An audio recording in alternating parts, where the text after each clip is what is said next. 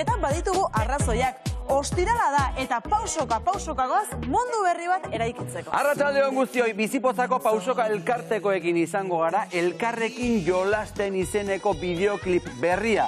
Ikusiko dugu elkarrekin, Bizipoza ere pausoka. Eta bere bidea eginez, urrutira iritsi den lagun bat gonbidatu dugu platora. Idazlea eta euskaltzaina Alaska poesia liburua aurkeztera dator, eta euskaltzaina osoa da, Biba Castillo Suárez. Biba zu, Castillo, Oso gai interesgarria du liburuak. Bai, oso polita. Berehala jakingo duzu ezeri buruzkoa den, bertsoa ere, oraintxe, Tita, ni hasiko naiz. Idatziko dugu gaurko bertsoa? Bai. Zuk noiz idatzi behar duzu liburua. Maialen telebistan ze izenburua. Igual aspertuko da zure ingurua. Ziur izango da bestseller segurua. Zure biografia idatziko nuke. Baina dena gezurra jarriko zenuke. Horrek ez du inporta erosten badute. Igual Nobel saria emango digute. Igual. Igual. Bueno, ostirala da, hori bai, seguru. Gozenetenok elkarrekin, bibago! Eta bibazue!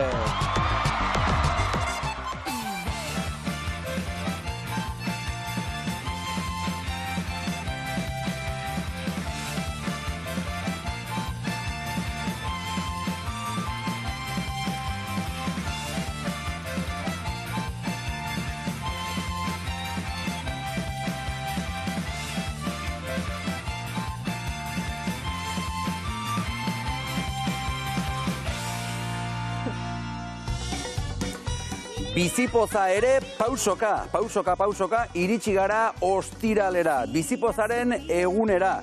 Gaur elkarte berri bat, abesti berri bat eta artista gehiago ezagutuko ditugu. Pausoka elkartea behar bereziak dituzten haurren gurasoek osatzen dute. Helburua argia da. Haur bakar bat ere ez dadila geratu tratamendurik gabe baliabide faltagatik. Gurekin da koordinatzailea Esti Iruretagoiena. Handitzean makarroiak. Arratsaldeon. Ongi etorri, Esti. Eskerrik asko. Esti, esan digute zuzaitugula pausoka elkarteko saltsa eta piperra denetan zua aritzen zarela. Bai, ni zentrotako koordinatzailea naiz, eta zentrotako ekintzetan laguntzen, eta baita ere elkartean funtzionamendua aurre egiten. Eta azalduko diguzu pausoka elkartea nondik eta nola sortu zen? Bai, pausoka elkartea 2012 urtean sortu zen, behar bereziak zezkaten haurren guraso talde batek, ikustezulako behaien seme-alaban beharrak sistema publikotikan bere osotasunean etziala asetzen, ez? Eta orduan, momentu hartan 10 bat guraso edo famili zian, eta elkartu zian, eta pausoka sortu zuten. Gaur egun zen bazkide zarete? Gaur egun 120 famili baino gehiago dira pausokako bazkideak. Tratamenduak, rehabilitazio tratamenduak 100 aurringuruk jasotzeitu gaur egun, baina bazkideak famili gehiago dira. Eta nolako terapiak dira, tratamenduak aipatu dituzu, baina nolako terapiak dira pausoka elkarteak eskaintzen dituenak? Pausoka elkarteak momentu hauetan bi zentroa dazka, bat Hernanin eta bestea Urnietan. Eta zentro horietan rehabilitazio integraleko terapiak eskaintzen dira, fisioterapia, osteopatia, logopedia, terapia okupazionala eta psikologia disiplinetatikan. Fisioterapia, osteopatia eta oso garrantzitsua dira, baina terapia okupazionala deritzona ere eskaintzen duzu zer da? Bai, terapia okupazionalitikan lantzen diana dira egunerokotasuneko oinarrizko ekintzak, ez? Azkenean pertsona orok gure egunerokotasunean ditugu oinarrizko ekintzak, jantzi, jan, oinarrizkoak dianak, dutxa, orduan, arrazoi desberdinak diala eta batzutan zailtasuna gaude ekintza horiek aurre eramateko, ez? Orduan, terapia okupazionaletikan, alde batekan, aspektu horiek lantzen dira, eta baita ere integrazio sentsoriala, ez? Guk azkenean pertsonak munduakin konektatze deuz gure zentzumenen bitartez, eta, bueno, arrazoi desberdinak diala, batzutan zentzumenen interpretazio hori alteratuta bezala dago, ez? Orduan, askotan beste terapia batzukin jarraitu ahal izateko lehenengo integrazio sentsorialan bitartez regulazio bat eman berdan. Askotan, igual badazkau aurrak etortzen dianak, logopediatikan, komunikazioko aspektuak eta lantzea, baina ez da posible lanketa hori itia lehenengo ez balin badago regulazio sentsorial bat, edo baldintza minimo batzuk eman berdia, beste terapiakin jarraitu ahal izateko. Ur terapiak oso garrantzitsuak dira zuentzat, orain irudietan ikusten ari gara gainera, zergatik? Bai, Hernaniko udalakin hitzarmen badakau, eta orduan baita ere Hernaniko udal kiroldegiko instalazioetan urterapia ite deu. Eta urterapiak azkenean ura da kontekstu bat, nun igual sala batian, edo lurrian landu ezin daitezken gauzak modu erresago batian lantzealako, ez? Pixu aldetikan, azkenean ura baita ere entorno ludiko bada, ez? Azkenean ezin dugu gaztu aurrak diala, eta aurrak azkenean jolastu, ondo pasa, behaien garapeneako hori da berduena, ez? Orduan, piztinak eta urak hortako aukera mategu. Eta nabarmentzeko baita ere, zuenean psikologoak egiten duen lana, ez da? Bai, azkenean bilatze duguna da, bai aurra eta baita familia bere osotasunean ikustia, eta hor, disiplina guztian laguntza, parte hartzia berda, ez? Eta hor, azkenean, psikologiak ere badauka piso handi bat. Eta prebentzioa eta detekzioa ere azpimarratzen dituzue, zertarako, ez di? Bai, azkenean prebentzioa, gaur egun dauden arazo askon lagungarri izango litzake, ez? Alik eta lehenuen goizuen detektatu eta prebentzio lan bat iten balin bada, arazoak lehenago frenatu daitezke edo lehenago, bai. Eta nola lantzen duzu ezuek, prebentzioa edo detekzioa? Bai. Guk azken, badau parte bat, pausokak sentsibilizazio lana hiteu, eta baita ere ez, informazioa eskoletan, beste erakunde batzutan, eta hortikan egia da, azkenean sare bat sortzeala, eta igual eskola ingurunean irakasle batek zerbait detektatzen balin badu, zerbait larria izan baino askoz lehenago, igual familiari informatzen zaio, pausokaren existentziaren berri, eta bideratzen da informazio eskatzera eta baloratzera. Igual kasuren baten ez da beharrezkoa terapiarik egitea. Genean, pertsonaren garapenarekin lotutako gai asko daudelako, batzuk behar dute denbora gehiago, beste batzuk baino, dena ez da larria, gure egunerokotasunean, gaixotasun arraroak, diagnostikoak, autismoa daukaten aurrak ere bai etortzen dira, oso anitza da, osokara etortzen da perfila, batzu badaude diagnostiko batekin eta baina badago asko ere, diagnostikorik gabe, prebentzio lan batekin, garaiz antzeman eta antzeman daitekena. Zuek aurraren ongizatearen bila ari zarete denbora guztian lanean, eta aurrak berak, aurrek nola jasotzen dute zuek egiten duzuen lan hori? Egia pausokatikan itean lana beti ikuspegi ludiko batetikan daola planteatuta, bai? Eta azkenean lantzen saiatzen gana da, behaien egunerokotasunean gauzak gainontzeko aurrak bezala inalizatia, ez? Behaiek parte hartu alizatia bizitzako esparru guzti da, ez? Kirola inalizatia, lagunekin parkean jolastu alizatea, irteeretara, ez? Gelako kidekin juna alizatea. Zailtasun guztien aurrean, estrategiak topatzea, beraiek martxan jarri alizatea, aur guztiek bezala, aur izateagatik soilik dituzten eskubidetaz gozatu alizateko. Familiai begira ere bazaudet, ze familiek ere beharko dute laguntza. Bai, azkenean ez, aur bat ez da familia gabe, ez? Eta eta terapian lantzen dena garrantzitsua da, baina hori gero orokortu egin behar da, ez? Osea, guk pausokako lau paretan barruan gertatzeanakin soilikan ez dugu, osea, haur horrek ez du aurrera egiten, ez? Familian orokortu behar da, eskolan orokortu behar da, ingurune naturalean azkenean, eta egia da, familia asko sistemaren partetikan ere bakarrik sentitzen dira, ez? Egoera, normalean espero ez dan egoera baten aurrean aurkitzen dira, informazio oso argia ere ez da egoten normalean, pronostiko aldetik, baliabide aldetik, eta hor, egia da, familiak beraien artean bez iturria handi bat diala, eta baita ere profesionalek saiatzen geha orientatzen eta informatzen eskura dauzkagun errekurtso guztien inguruan. Aipatu dituzu orain arte familia, eskola ere bai, ezta? Garrantzitsua izango da noski pausoka, bai familia eta bai eskolarekin hor konexio etengabeko batean egotea, ezta? Bai, pausokatikan bai koordinatzen geha aurraren inguruan daudiltzan agente guztiekin, bai?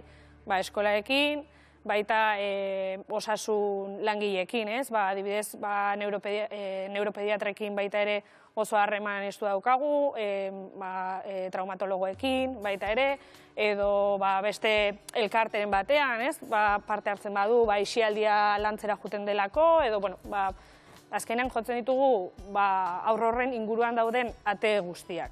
Seguretzako oso garrantzitsua da denok norabide berdinean jarraitzea, ez?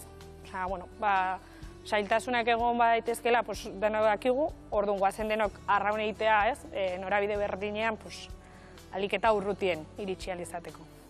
10 urte baino gehiago dira, elkartea abian jarri zenutela. Gaur egun esan daiteke erreferentziazko gunea zaretela, behar berezia dituzten aurrentzat?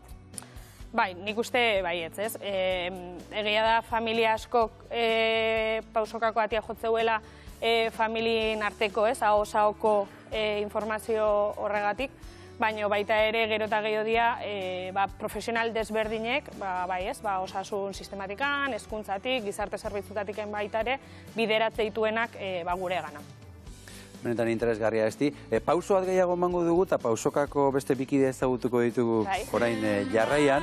Maierrek 10 urte ditu eta urtebete duenetik joaten da pausokara. Argi dute horrelako elkarte batek laguntza handia ematen diela familiei eta gurekin dira familia bateko bikide Amaia eta Maier, amalabak. Arratsaldeon. Ongi etorri bikote. Arratsaldeon Amaia eta Maier, zer modu zaudete? Ondo. Ondo? Maier zu ondo? Pozik telebistan? Bai. Gustora etorri zara? Bai. Maier, urte asko dara matzazu zueke pausokara joaten, zer moduz bertan? Ondo. Bai? Zer egiten duzu joaten zarenean, adibidez? Fisioterapeuta, osteopatia eta jazta. Pentsatzen dugu beraz, lagun batzuk ere izango dituzula pausoka elkartean, ezta? Bai. Zure familia ere bada pixka bat. Amaia, zer ematen dizue zuei pausoka elkarteak? Babes bat, ez? Azkenean, estik esan duen moduan, ez gaitasuna duten umeek askotan ez jakintasunean bizi gera askotan, eta pausokak esperientzia ez betetako familia gera, eta elkar laguntza hori jasotzen duzu, babesa, eta benetan ulertzen gaituzten elkarte bada. Azkenean, elkar ulertzen dugu. Eta txoritxo batek esan digu Maier oso ausarta dela, eta apuntatzen dela alduen gauza guztietan, ezta? Bai. Hala da hori? Bai. Maier, bai? Bai. Oso kiroltzalea, omen zara? Bai. Zer gustatzen zaizu? Ze kirol gustatzen zaizu? Futbola, saski, breakdance, surfa... Maier, hori zuzara? Orain irudietan Bai. ikusten duguna? Bai. Aiba, Breakdanza ere bai? hori da breakdanza. Ona. Gu ez gara ausartzen, Ez, gu ez gara ausartuko. Eta bihar saskiko partida daukazu, ezta? Bai. Hori esan diguzu Eta lehen. etzi. Non daukazu? Bihar Bentaberrin eta etzi Luberren. Baita ere. Ondo. Surf eskolan ere bazabiltza? Bai. Zarautzen? Zer modu surfean? Ondo. Bai, gustatzen zaizu? Bai. Zer da zailagoa? Saskibaloia, breakdanza, surfa, Ez dakit. desberdina dira. Zaila izango, surfean nola da, hau ikasiko zenuen, ez da? Hau egiten, edo, ez? Bai. Hori ondo, ez da? Hori nahiko ondo. Esan digute futbol zalea zarela eta real zalea zarela. Bai. Bueno, orduan aurten gozatzen ari gara. Bai, realtzalea bazara okerrezpanez gaur mutilak eta bihar neskak, ez da? Gaur gauean mutilak eta bihar, beraz, baukazu astebururako saltxa. Bai. Ondo, ederki. Bizka bakizu. Amaia, zuk zer nabarmenduko zenuke Pausoka elkartetik? Askotan laguntza bat jasotzen dugu, ez? Gure helburua da normaltasuna, ez? Bizitza bizitzea. Eta askotan ez da erresa.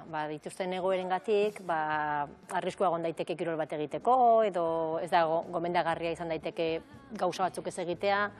Eta hor Pausokan jasotzen duguna da laguntza bat, edo ezaguera bat, esateko, hau hobeto egiten ez badu, edo hau horrela egin daiteke, holako zuzenketak egiten dizkigute, guk ere beraien ekintza guztiak ahalik eta normaltasunez jarraitu ahal izateko, holako babesa. Aizu, Esti, zuk Maier ezagutzen duzu? Zera, oso neska parte hartzailea, ez da? Bai, dane apuntatzea. Bai. Gustatzen zaio, eh? Bai, alaia eta bai. Amaia, esan daiteke ahalegin handia egiten duela Maierrek? Bai. Batean eta bestean beste guztia bezala aritzeko? Bai. Egia da inguruak erresten duela, kriston ingurua duelako, eskolako lagunak, surfeko lagunak, baino berak ere kriston esfortzu egiten du, bere burua gainditzeko eta atzean ez gelditzeko, ez? Azkenean berak egiten duen esfortzua, bere egunerokotasun hori jarraitzeko, oso handia da, eta berak hori badaki. Azkenean, berak besteen egiten duten guztia lortzeko, kriston laguntza duelako, kriston esfortzua egiten duelako. Eta ze importantea den zuk esan duzuna ingurukoaren begira da hori, ez da?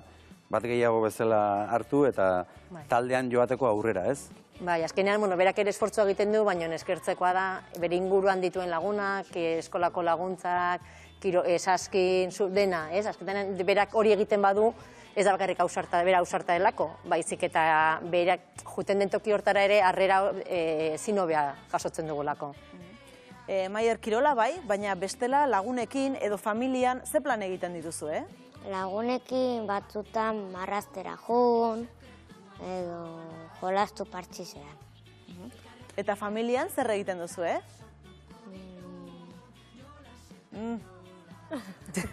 Denetarik, ez?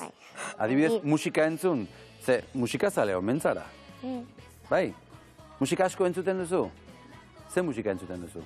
Bulego, nogen, eta hola. Hemen entzuten ari garena, eh? Bai, horrelako abestiak denak ezagunak egingo zaizkizu, ez da? Bi anai ere badituzu, Maier? Bai. Nola dute izena? Zarrenak Danel eta txikiak Jon. Eta zer moz moldatzen zarete? Zarrenarekin eta txikiarekin ondo. Ja, txikiarekin ondo. Bueno, lehen lagunak aipatu dizkiguzu, gela ere aipatu diguzu. Zure gelan lagun asko dituzu? Klase osoa. Klase osoa. Bai, ez da dena dira zure lagunak. Asko zarete? Zenbat zarete? 23. Nahikoa. Eta denak oso jatorrak izango dira. Bai, oso jatorrak dira, ze sorpresa bat daukagu zuretzat. Ikusi nahi duzu sorpresa? Begira ze sorpresa polita prestatu dioten Maierri gelakidek. Zer da Maier guretzat? Alaitasuna, surflaria, gitarra, lagunona, eskuzabala, retantzaria, langilea, saskibalen jokelaria, beti laguntzeko prest, iztuna, mugitua, futbolaria, ausarta, kirolaria, artehartzailea, azkarra, jatorra, barregarria, polita, asko maite zaitugu. Amazorrain ikastolako zure gelakidea. Agur, Maier! Hala, ze polita. Ze lagunak, eh? Bai, unkitu izara esan nire, bai, nire, bai, ez da gutxiagorako. Maier, dena egia esan dute? Bai. Bai, dena egia esan dute, jo, ez esbertu. Orduan artista hundia zara, eh? Astuna batzutan ere banaiz. Astuna batzutan ere bazara. Deno gara batzutan astunak. Amaia, ze sorpresa, eh? Bai, polita. Bueno, oso garrantzitsu delako inguruan esaten ari garen bezala lagun onak edukitzea. Bai. Azkenean lagunik gabe ez gara inorrez, eta askotan, zailtasuna dituzunean, batzutan gehiago kostatzen da, ez? Baina negia da, ingurukoek esfortzua egiten badut ere, nik uste Maierren jarrera, baikorra, astuna, baina, maitakorra da. Maier, zuk maitasun mezu hori jaso bali maduzu horrek esan nahi du, zuk eman ere egiten duzula, ezta? Jasotzen du, ematen duenak, ez? Bere gustora daude zurekin. Eskerrik asko Amasorrainik Eskolako Maierren gelakidei, atxen pixkatxo bat hartuko dugu goazen Asier Maiaren gana. Asier, arratsaldeon, bizipozaren beste elkarte bat ezagutzen ari gara, hori ere garrantzitsua eta beharrezkoa delako pausokak egiten duen lana. Bai, beharrezkoa, txaldeon guztioi, beharrezkoa eta zoritxarrez ezinbestekoa. Erakunde publikoak egiten ez dutena beraiek egite dutelako. Eta hemen askotan aldarrikatu dugu, hain zuzen ere, erantzukizunei nork hartu beharko lukeen, ez? Bueno, seguramente, ez? Esti egongo da oso ohituta entzuten hezkuntzan eta arlo guztietan integrazioa eta halako hitzak. Ahoa betetzen zaie batzuei integrazioarekin, baina gero entzun da testigantza hauek guzti hori ahoa bete hor tiratzen zaigu, ez? Ze gauza gutxi egiten duten eta ze gauza polit egiten dituzten voluntario, gisa eta familiak elkartzerakoan, ez? Abantaila bakarra da, eta hori ere halaga da, ne ustez, gertutasuna ematen diola guztiari, ez? Erakundeen esku geratzen denean dana izan ohi da, oso urruna, oso teknikoa, ez? Eta azken batean, familia hauek eta hasierako momentuetan behar dutena da, gertutasuna, hurbiltasuna, konfiantza, lasaitasuna. Segurenik asko hurbiltzen dira, urduri, zalantzaz beteta, angustiaz beteta kasu batzuetan seguru, eta hori super garrantzitsua da egiten duten lana. Orduan, lehen uste testik esan duela, ez? Hemen arraun egin behar dugula guztiok alde batea. Ne ustez gure gizarte honetan arraunlari patroi asko dauzkaula. Eta orduan arraun egite dutenak behan daude eta goian patroi gehiegi. Beraz, ea arraunlari horietako batu patroi bihurtzen ditugun eta zorionak guzti hori eutxi eta mila esker zuen lekukotxagatik. Asier Maia, eskerrik asko eta arraun egiteko itxaso paregabea da bizipozak eskaintzen duena, ezta? Esti, bizipoza egitasmoaren barruan zaudete zuek ere. Zer ematen dio bizipozak pausokari?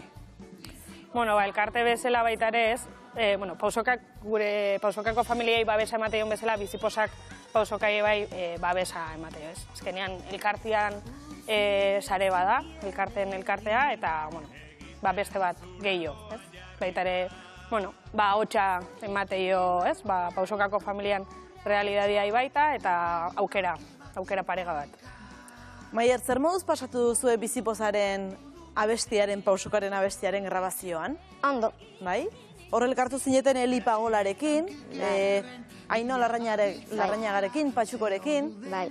Eta zuk ere parte hartzen duzu gainera. Bai? Zuk zer egin zenuen? Itzegin aurkezpena. Itzegin, Elirekin batera itzegin, hor ikuste ditugu irudiak. Egun handia izaten da grabaketarena. Beraz, zuek ere badukazu zuen kantua, entzungo dugu, ikusiko dugu, gozatuko dugu denok batera, elkarrekin jolasten, pausoka elkartearen kantua.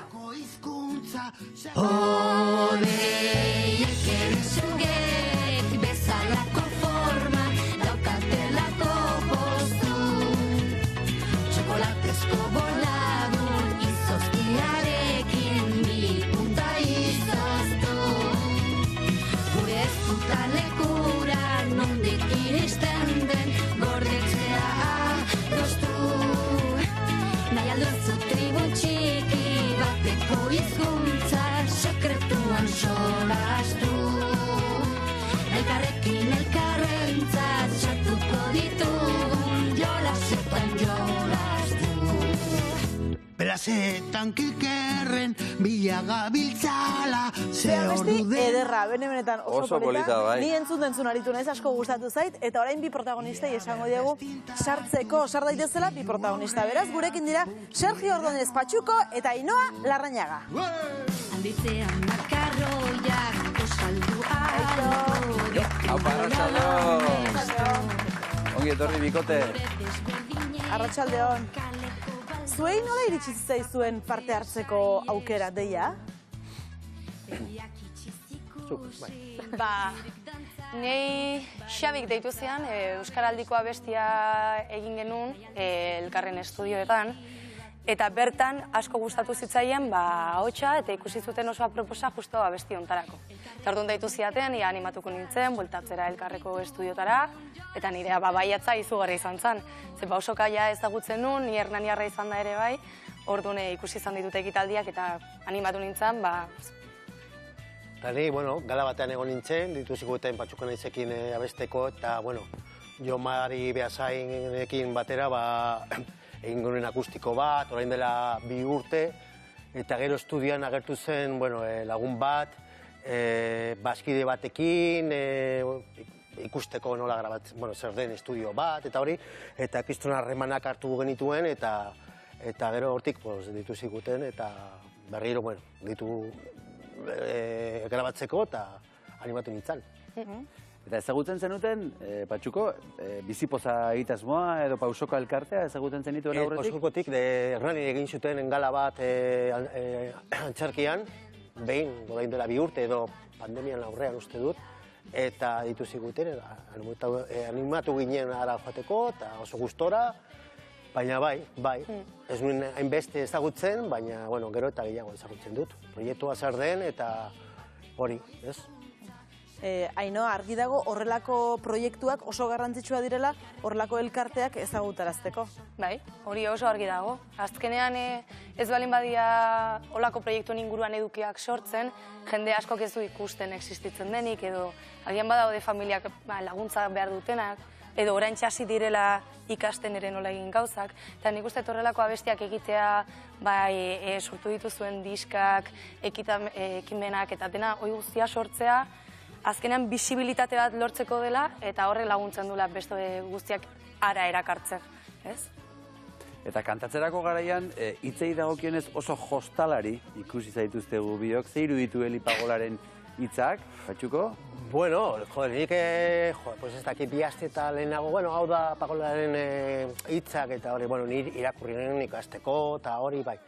Baina gero, estudiera etortzera, joaterakoan eta hori, nik ez nuen elkar ezagutzen berari, ez, eta momentu batean kriston konexioa egin genuen, ez, eta ni idea bat niukan buruan, ez, egingo dutola, eta ez. Galdu genuen momentu batean, dana, hartu ginen papel batean, kriston rollo, zintxorradas. Zeko oso pasatzen duten, ez? Guk earki pasaren hon, ni berakin oso ados nago.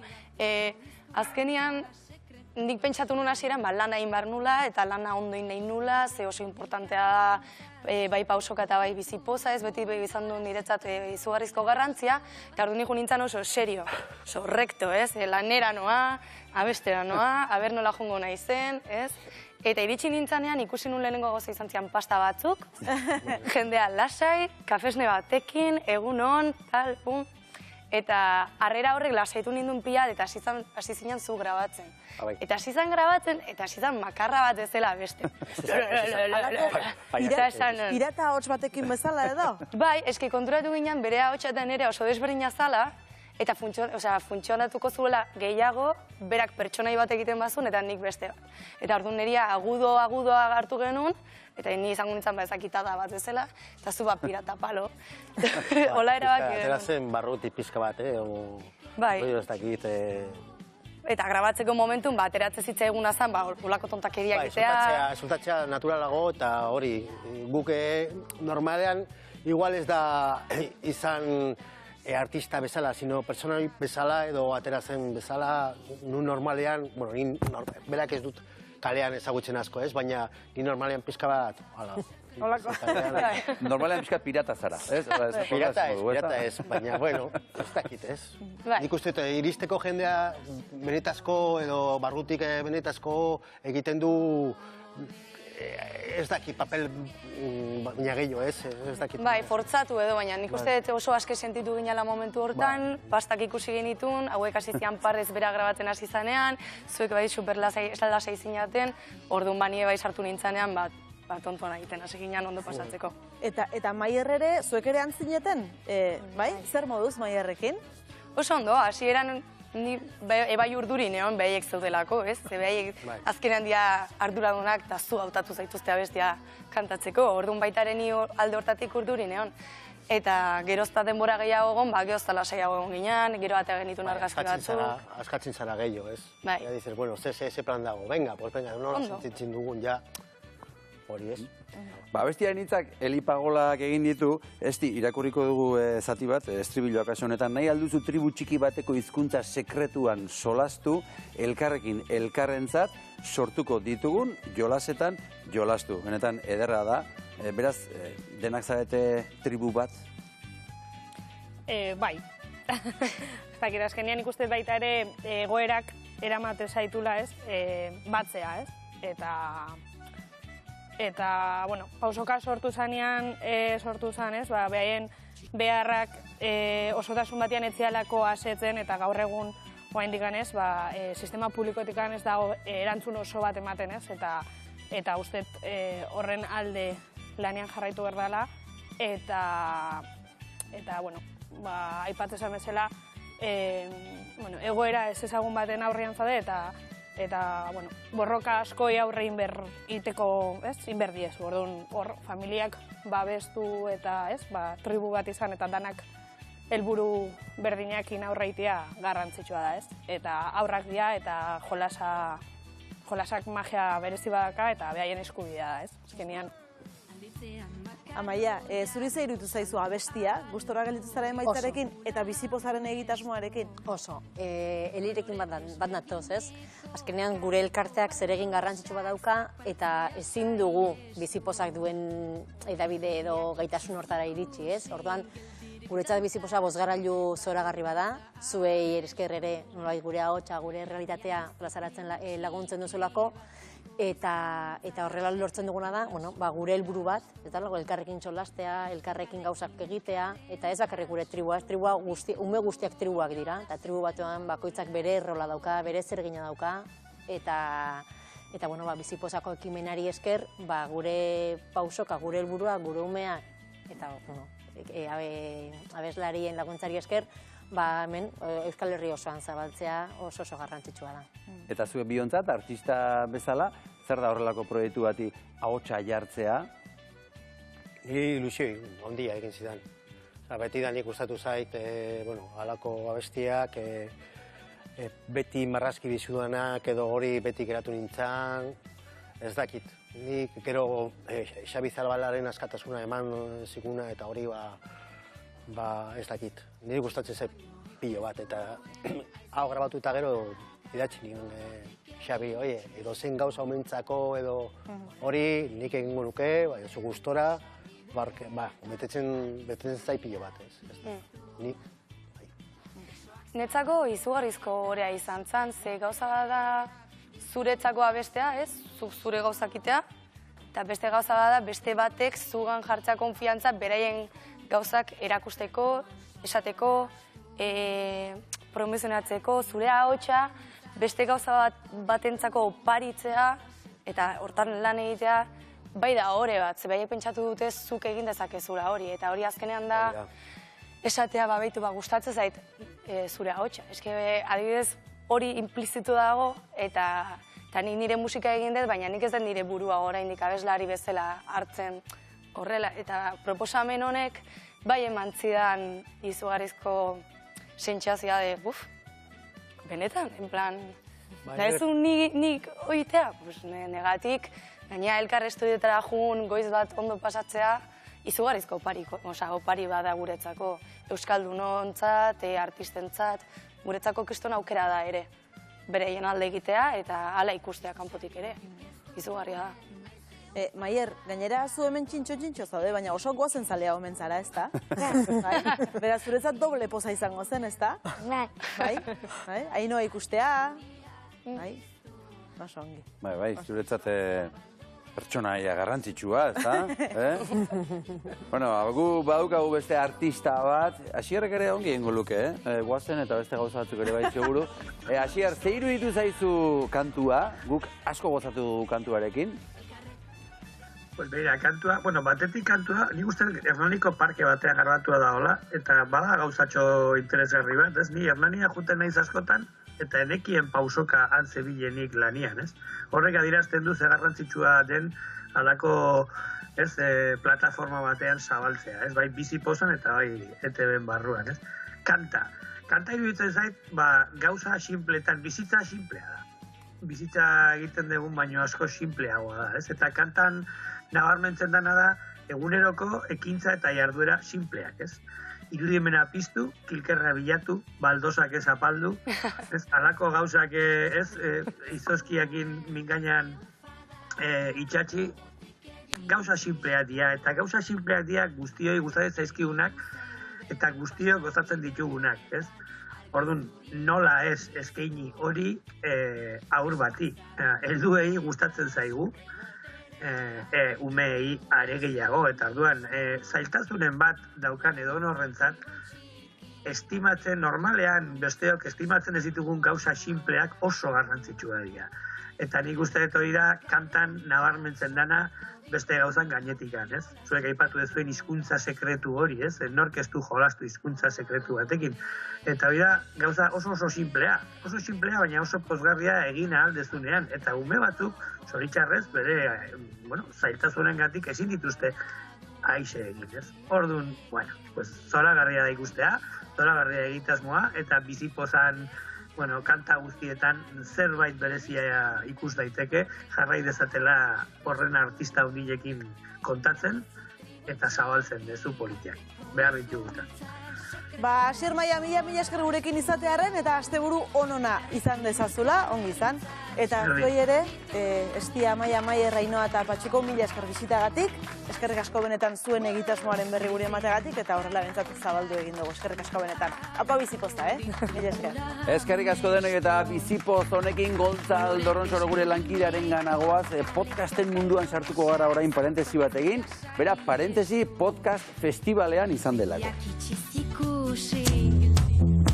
Atzotik hasita eta larunbatera arte Donostia podcastingaren epizentroa izango da Koldo Mitxelena kulturguneak parentesi festivala antolatu duelako eta gu gaurkoan horretara etorri gara. Zetasun guztiak ezagutzera.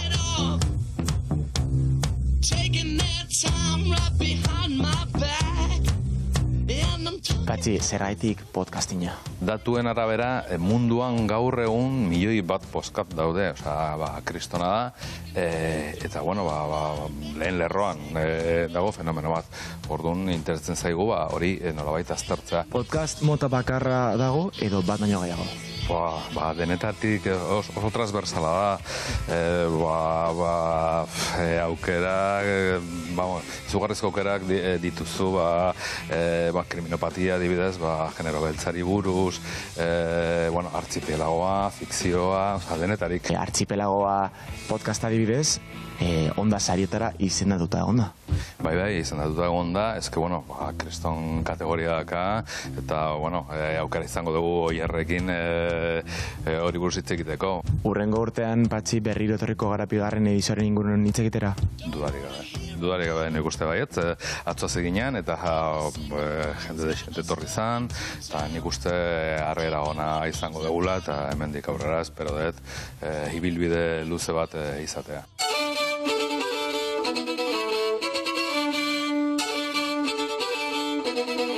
Ainara Martin, Parentesi Festivaleko koordinatzailea. Azken urteetan podcastek kriston indar hartu daude. Bai, eta azpimarratu behar da, eta horregatik festivalaren izena, batez ere pandemiaz geroztik handitu den fenomeno bat dela. Parentesi izena jarri genion pandemiaren geraldi horregatik, baina baita ere aurikularrei gakoa egiteko, pixka bat metafora egiteko, eta bai, asko handitu da. Dalako formato bat, teknologiekin oso lotuta dagoena, oso entzungarria dena edozein momentutan, eta nik uste dut konexioa handia egiten duela jendearekin norberaren irakurketa barrenera sartzeko gaitasuna daukalako soinua. Gaur arratsaldean, ze asmo dago? Gaur arratsaldeko saioa Euskal Podcast gintzari lotua egongo da, eta 3 gonbidatu lemailakoak datorkizigo. Lehenik eta behin Ainhoa Vitoria etorriko da, Joko Onari buruz hitz egitera. Eta bertan feminismoaren ikuspegitik Olatz Salvadorekin eta Lorenekane Bilalabaitiakin. Oso gai desberdinei buruz hitz egiten da, baina beti ere genero ikuspegiari lehen planoa emanez. Arrez ikustezina Kristina Tapiarena ere izango dugu. Periodismo formatuari lotutako oso gai egungoa eta gordina ikutzen du migrazioak. Eta azkenik, Inigo Antxorregi, zuen kolaboratzailearen korapiloak. Osasun mentala egunean egun pilpilean dagoelako, denoi ikutzen digun gai bat delako eta normalizazio horuntz jo behar duen gai bat delako. Eta uste dut oso bien 3 arteko korapilo politiak ere egingo ditugula. Korapilo politiak izango dira eta askatuko dira podcast horretan. Zoragarri Gontzal Dorronsoro eskerrik asko, Zoragarri. Mila esker eta ostirala da eta ostiraletako kolorea bueltan da, biba, Albina Stardust.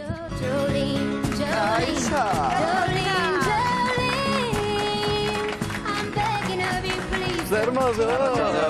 Ai, oso ongi arratsaldeon, ai ama. Beste ostiral bat. Gaur pelukariatik pasota etorri zara, Bai, hor nahi somos divina, cariño, divina. Oso elegante eta dotore. Albina, azteko notizia triste batekin, hasiko gara. Mikel Martin, aktivista historikoa hil baitzen. Atzo, Euskal Herriko sexu askapenerako mugimenduaren sortzailetako bat. Total. Hemendik besarkada bat eta musu bat bere familiarentzat, eta oso garrantzitsua da gure borroka egin duten pertsonak ezagutzea eta beren historiare ezagutzea, beraz. Ezagutu behar dugu pertsona cariño zoragarri izan delako eta oso garrantzitsua delako gure borrokan. Azken finean batzuk urratu behar izan dute bidea, beste batzuk urratzen jarraitzeko. Hori da, horregatik oso garrantzitsua da, total. Eta garestia ateratzen da askotan horrelako bideo urratzaile izatea? Bai, gertatzen da, bai. Datorren astezkenean martxoaren 8, emakumearen nazioarteko eguna, ze egun da, errebindikatzeko, ospatzeko, kantatzeko eguna? Nik esango nuke hori dena egiteko eguna dela. Da, gogoratzeko egun bat, gu izan dugun bezala, gure referenteak eta gure bidea egin duten pertsonak gogoratzeko egun bat, aldarrikatzeko egun bat, etorkizunean zer lortu behar dugun aldarrikatzeko, baina baita ospatzeko, orain arte, emakumeek zer lortu duten, ospatzeko. Eta zegoen nola biziko duzu egun hori? Ekitaldiren batean edo parte hartzeko asmorik baduzu edo? Eri egongo naiz, beti bezala, manian, baina noski emakumei bere lekua uzten eta emakumeen mania dela ulertzen. Kalera atera zara, martxoaren 8 buruz galdezka, ezta? Hori da. Eta zer esan dizute? Ez dugu egunari buruz galdetu. Gaur jolas bat egin dugu. Emari app, jolasarekin ibili gara mugikorrean, eta jendari galdetu diogu emakume erreferentei buruz. Ados? Ikusiko? Ikusiko dugu? Ikusiko dugu jendeak ezagutzen dituen emakume erreferenteak. Sartu bideoa!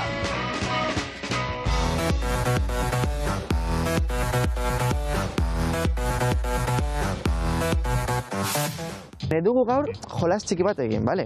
Hora, nik emango dizuet mugikorra, 5 pista izango dituzue eta gero jakin behar duzue nor den hitz egiten ari diren emakumea, bale? Mikrobiologia izan zen eta ibilbide luzea egin zuen ikertzaile zientifiko eta irakasle gisa. Hurrengo pista, argazkitxo bat. Hainbat bertso sorta idatzi zituen, garaiko berrien inguruan idazten zuen. Hilketak, istripuak eta bestelako gertaerak. Hor, badugu argazki bat, bat datorkizu burura? Ba ez. 1989an, Espainiako txapelketako 3000 metroko proba irabazi zuen eta Euskadiko 1500 eta 3000 metroko tituluak lortu zituen. Euskal Herriko eta Kanadako itsas historiaren alorrean mundu mailako ospea eskolatu zuen historialaria izan zen. Ogibidea, mikrobiologia. Mikrobiologia. Baduzu baten bat buruan? Ezagutzen duzu baten bat? Kolombia. Jaiotza urtean 1992, jaioterria Barakaldo, Bizkaia. Ogibidea? Atleta. Historialari honek kongresua askotan aurkeztu zituen bere ikerketan emaitzak eta lan ugari argitaratu zituen. Vale. Eski historia nahi super zaharra. Ogibidea, geografoa eta historialaria. Nik ezakiz ez, venga, bengo digu erantzuni eta baituzu 4 izen. Susa izenak, Bate ezagutzen duzu? Ez. Eta bate ezagutzen duzue? Ez. Bate ezagutzen duzu? Ez, egia esan ez. Bertso munduan oso gutxi dakit. Nik ezagun eskena baina, Zuek diozue Marta eta zuk Angela. Bai. Nahi duzuna, eman. Venga, Marta. Ai ba! Ba, ez, oso hori! Ba, venga, Baina- aukeratuko dugu bat. Hau. Zergatik? Etzen, zen Selma Huxley. Ba, venga, aukeratu bat. Maria Sunlanda, Maria Sunlanda, etzen Maria Sunlanda, zen Josepa Zubeldia. Gatik uste duzu ez ditugula referente hauek ezagutzen? Ez ditugulako ematen, historian ikasi ditugun danak, hezkuntzan inguruan, beti ematen ditugunak dira gizonak, beti aurkikuntzak egite dituztenak dira gizonak, eta danak, emakumeak izan badira dira izen anonimoekin, eta hie garrantzirik emoten, eta azkenean emakumei esker gaude hemen. Gizarte patriarkal batean gaude, eta hori iragutzi egin digute. Emakumeak baztertu eta egon dia denboa guztien. Eta orokorrean gizartean ikusgarritasun gehiago ematen diogu emakumeei, gaur egun? Geroz eta gehiago, baina hala ere gutxi da nire ustez. Hori ematea hezkuntzan eta txikitatik ikastea, eta gu bai emakumentzako delako supergarrantzitsua eukitza erreferente femeninoak. Zuzu horrelako aplikazioak adibidez garrantzitsuak edo erabilgarriak direla ikusgarritasuna emateko? Bai. Eneban ezagutzen neskao, eta ja bere izena gelitu zait. Zu deskarratuko duzu orain, Emariat. Vale. Bai? Albina, ze ondorio atera ditzakegu? Orokorrean ez ditugula emakume referente asko ezagutzen, edo ez diegula ikusgarritasuna eman. Orduan, Emaria, pantzeko jolasak edo beste modat askok, zoragarriak direla, hauek ikasteko eta hauek ezagutzeko. Eta martxoaren 8-aren harirazu kalaka kooperatibarekin izan zara, hitz egiten. Zer dela eta? Beraiek sortu zutelako Emari App aplikazioa, jolasa, beraiek ere sortu zuten karta jolas bat, eta liburu bat, eta on sorkuntza hauei buruz hitz egin dugu. Beraiek dira teknologia hau sortu dutenak. Hori da. Zu ere gaur aritu zara Emariak Benetan oso interesgarria da. Ondo dago, aitortuko dizut oso gutxi asmatu ditu, pistak oso nire oso ez jakin sentitu naiz momentu askotan, bai. Zaila da, azkenan esan dutena, ez da, haiei buruz hitz egiten, asko modu anonimoan ezagutu ditugu edo, eta, Ez baldin bada oso hurbileko edo gertuko norbait, Hori da, baina, bere sortzaileek esan digute, noizbait jolasa erraxa bada, zerbait ongi egin dugu. Hori da, hitz egingo dugu beraiekin? Ikusiko dugu? Venga, ezagutuko ditugu Emari App aplikazioaren sortzaileak.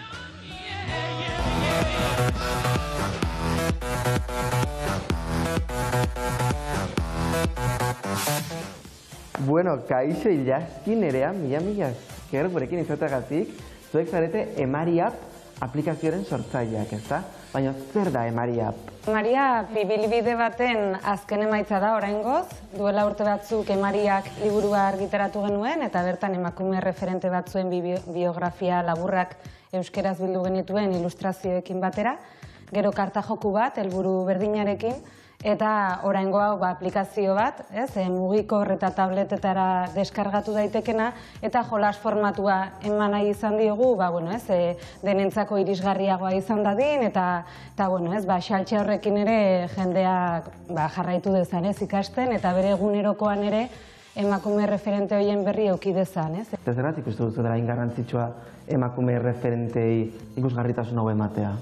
Azkenean, kulturalki eta hezkuntza aldetikan eta ez zaizkigu iritsi emakume referenteak gizonak adina, ez? Esaten da, hezkuntza mailan testu liburutan 25% dela bakarrikan emakumeak protagonisten artean, eta hori da azkenean gizartearen isla. Eta nola funtzionatzen du aplikazioak? Aplikazioa da oso erresa. Azkenean, behin deskargatuta, oinarritzen da galdera bat erantzutean. Eguneko emakumea da asmartu behar dezuna. Orduan hortarako pistak agertzen zaizkitzu, gehienez 5, eta minutu terdi daukazu erantzuna emateko. Eta erantzunean ere, behin botoi eman da erantzutekoa, 4 aukera atatzen dira, 4 emakumeen izena bizena. Orduan bat aukeratzen duzu, eta asmatzen badezu, zuzena dala jartzen du, eta bestela, esaten dizu zein dan zuzena. Ni egizan galdetu dizuet gure ikusentzulentzat, zer nik ibili naiz jolasean, eta aitortu batut nik emakume asko ez nituela ezagutzen. Niri piba gustatu zait, baina zer nolako harrera izan du jokoak? Oso feedback positiboak euki ditugu, edo harrera positiboa euki dugu, zuk esaten dezuna egia da, eta askok esan izan digute zaila egiten zaiela, eta zaila egiten zaigu, nereak aipatu duen bezala, ez ditugulako emakume referenteak, edo ditugunak oso eskaixak ez beraiek, baizik eta oso gutxi ditugulako, ez? Euskal Herri mailan badaude batzuk oso ezagunak, nazioartean beste batzuk, eta horiek dira ezagutzen ditugunak, ez? Orduan, kasu honetan, 250 emakume bildu ditugu, eta, klaro, horietatik gehienak ez ezagunak zaizkigu, ez? Orduan, jolasten astean normala da gehienak ez ezagutzea, eta injustu helburua hori da, ez?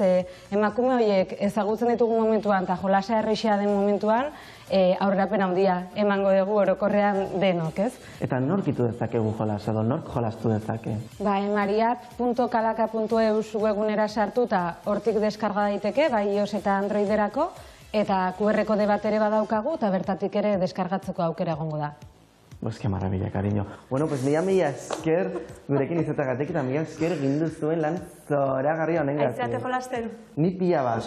Ni pila bat eta oso puntuazio gutxi daukatan. Saiatuko naiz. Bueno, Albina, esan duten bezala, helburua da, gerozta errexeagoa izatea jolasa. Hori da, hori da. Eta teknologia ere erabilgarria izan daiteke. Oso erabilgarria, azkenean gure eguneroko bizitzan teknologia oso presente dago, ez? Egun erabiltzen dugu. Erabiliko dugu ere, olako gauzak ikasteko, cariño. Albina Estardaz, beste plazer bat, ostiral bat zurekin, asteburua ondo pasa. Berdin, cariño, mila esker zuei. Ondo izan. Horrengo astirale arte. Mila esker Albina, eta emakumeen ikusgarritasunari buruz hizketan aritu gara, gure gonbidatua emakumea da, eta bere lana ikusgarria. Castillo Suárez, arratsaldeon. Arratsaldeon, bai. Liburu berria argitaratu duzu, Alaska izenekoa. Azkenaldiko elurrak eta temperatura bajoak ze izan dira, zure marketing kanpaina? Bai, lehengoan aritu nintzen argazkiak ateratzen, kazetari batekin, eta bai, elurtua zegoen paisaia eta ederra oso.